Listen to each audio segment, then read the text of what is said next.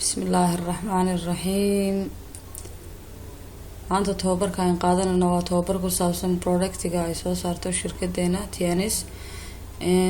daawada aan qaadan doono waxa weeyaan zinc haddaan sharaxno zinc waxa weeyaan waa cunyo nafaqeeya oo ku jira jidhkeena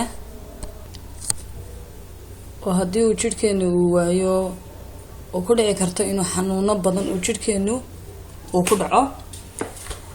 zinc waxaan eegi doonaa faa'iidooyinka ay jidhka u leedahay. zinc horta waxa weeyaan waa cunyo nafaqeeya oo jidhkeena ku jira.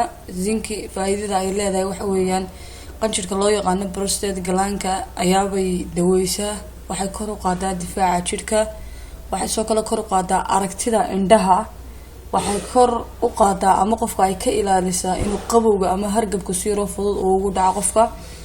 waxay horumarisaa maskaxda shaqadeeda ama si maskaxda u shaqeynayso iyo activity-geeda ayaabay horumarisaa. waxay u fiican tahay caafimaadka maqaarka iyo quruxda maqaarka. waxay soo kale horumarisaa dhadhanka iyo urta. dad badan waxa jira waxna aan urin waxna aan dhadhamin, iyo dad waxna dhadhamiya waxna uriya laakiin ay ka yar tahay baa jirta uryahan uu ka yariyay. saa daraadeed qofka dhadhankiisa iyo urta inuu sankiisa wax ka uriyo ayaabay horumarisaa. appetite-ka qofka kor bay u qaadaa. qofka hadduu appetite-ka kale uu ka xiran yahay. waxay dumarka ka ilaalisaa menstruation problemska ama dhibaatooyinka kaga yimaada xagga caadada oo kale, caado wareerka oo kale. waxay ka ilaalisaa dumarka inuu ilmaho kale uu ka qumo. ilmaha markuu caloosha hooyada ku jiro waxay ka ilaalisaa inuu ilmaha yari uu dhasho isagoo culeyskiisu aad u yar yahay ama isagoo ilmahan yar aanu koritaankiisii dhamaystirmin oo uu gaaban yahay oo kale. tusaale waxay ka hortagtaa waxa loo yaqaano postmenopause problemska, dhibaatooyinka ku yimaada dumarka inuu dhiigu goor hore dumarka ka go-o iyagoo ilaa 30 jir ama ilaa 40 jir meelahaas. waxay soo kale kor u qaadaa samaysanka ilmaha kale ama waxa loo yaqaano fertility-ga, inuu gabadha ilmuhu uu ku samaysmo oo kale caloosheeda.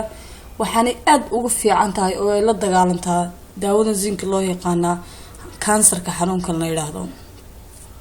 dosage-ka hadaba loo qaadanayo ama sida loo qaadanayo waxa weeye zinc qofkii hadduu uu ka wan yahay 10 jir wuxuu qaadan karaa 4 capsules twice a day. maalinkii wuxuu qaadanayaa 4 capsules subaxiya iyo 4 capsules habeenkii.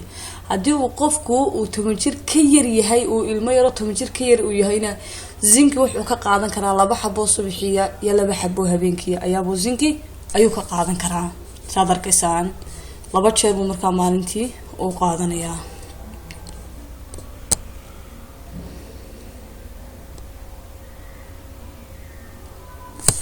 Better TIENS, better life. Thank you.